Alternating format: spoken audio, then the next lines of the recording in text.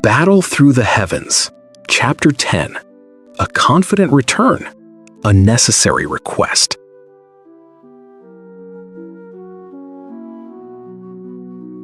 With the revelation of his rare alchemist's talent, Xiaoyan has just begun an extraordinary new journey under a powerful master.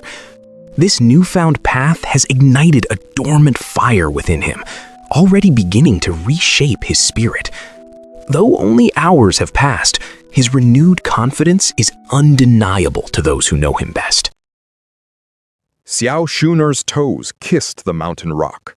She moved like a purple butterfly, her graceful form tracing alluring curves. She climbed to the mountaintop, head held high, eyes scanning for the young man by the cliff. Her gaze fell on him. Shuner stopped short. Only half a day had passed, but something about Xiaoyan had shifted.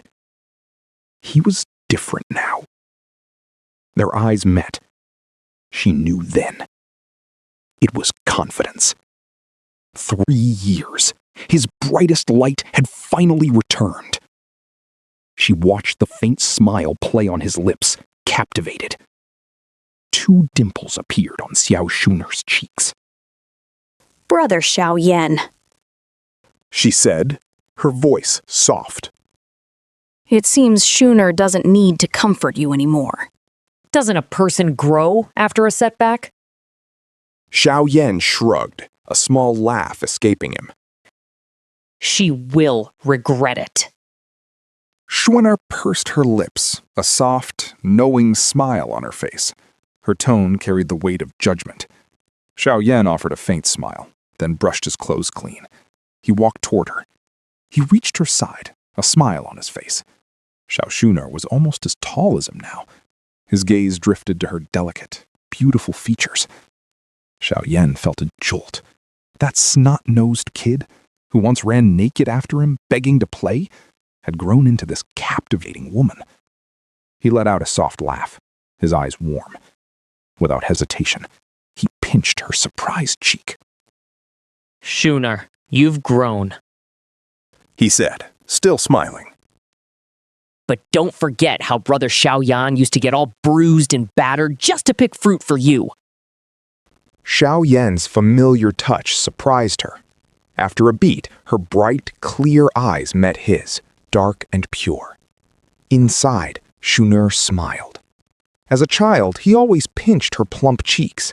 But 3 years ago, after that one incident, a wall had risen in his heart. It kept everyone out. No matter how she tried, his cold, distant manner always pushed her away. He's truly back, she thought. But he still treats me like a child, a test subject. What a blockhead. She pursed her lips, then instantly chided herself for being so greedy. Shuner. Xiaoyan said, scratching his head. A flush touched his face. Don't blame Brother Xiaoyan for these 3 years. I lived in a daze back then, but it was still good, having you with me. He mumbled an apology. Shuner smiled, sweet and warm. The small hurts of the past 3 years dissolved at his awkward words. Right. Zuner. He said, pulling his hand away from her soft cheek. Xiaoyan leaned in. How much money do you have on you? Within the clan, only Shuner and his father still treated him well. He'd shamed his father enough that day. He couldn't face him to borrow money. His only recourse was Shuner. Money? Shuner blinked her clear eyes. Brother Xiaoyan, do you need money? Her voice held surprise. Xiaoyan's face burned red. I need to buy some things. I'm a little short. This was his first time borrowing money from a girl. Seeing the usually stoic Brother Xiaoyan look so flustered was a new experience. Xiao Shuner covered her mouth, a playful giggle escaping. I have over 1,000 gold coins. Is that enough? If not... As she spoke, Shun'er's hand twitched behind her back. A purple gold card materialized between her fingers, showing 5 distinct colored wavy lines. A 5-pattern purple gold card. On the Dochi continent, only a Douling expert or someone from a transcendent power could carry such a status card. Enough. More than enough. Xiaoyan nodded, joy clear in his eyes. He almost reached for her cheek again, but stopped himself short. Don't worry. He said, thumping his chest. I'll pay you back later. Who needs you to pay me back?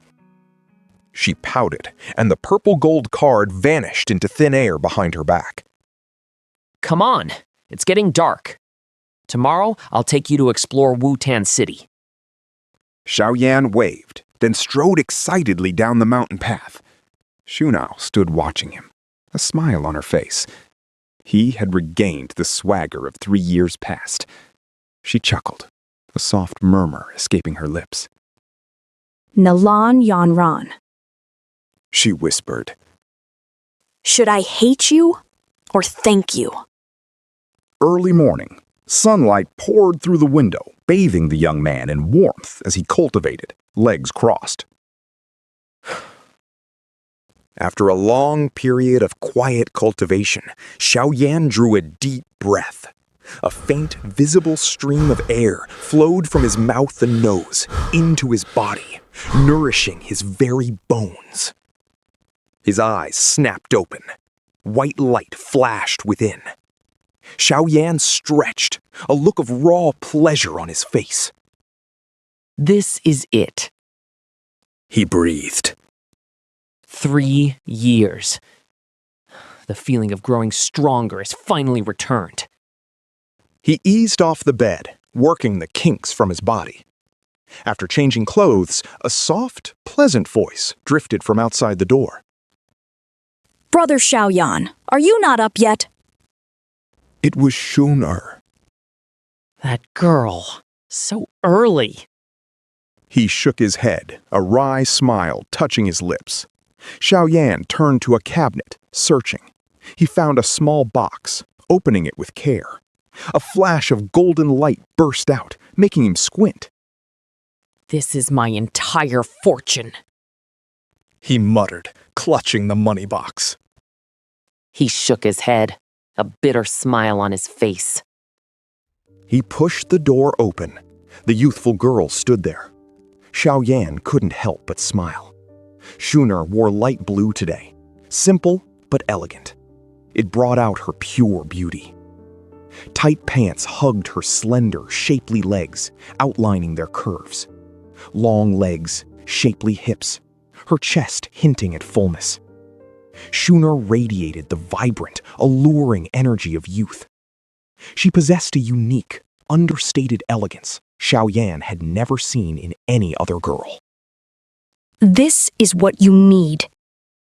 She said, smiling as Xiaoyan came out.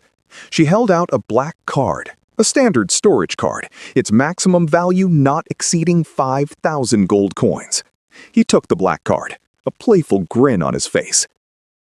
Little girl, why are you so dressed up? Got a date? Yes, of course.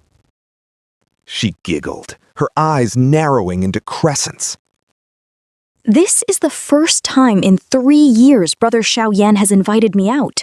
Shun'er feels so flattered. I had to dress up a little.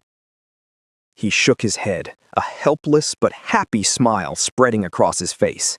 Xiaoyan was in a fine mood. They walked, chatting easily. They passed clan members who stared, their expressions strange, at the sight of Xiaoyan and Shun'er laughing together so intimately. He ignored the clan members' stares. Xiaoyan led Shun'er directly from the compound. Then he slowed his pace, strolling casually down the street. Wutan City lived up to its name, a thriving metropolis in the Jama Empire.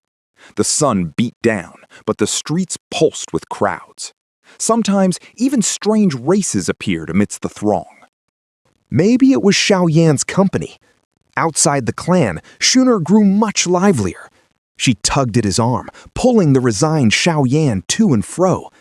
Her light giggles cut through the heat of the intersection, a cool breeze. When Shunar finally tired, Xiaoyan led her to a nearby apothecary. He spent 900 gold coins on 3 20-year-old purple leaf orchid grasses and 2 bone-cleansing flowers. These were low-grade items, cheap enough. High-grade materials? Those needed dedicated searches or a trip to specialized workshops and auctions. Xiaoyan stared at his remaining coins, shaking his head with a bitter smile. Now he understood. Money on the Dochi continent meant everything. The medicinal ingredients were in hand. Only one thing remained: a first-grade wood attribute magical beast core.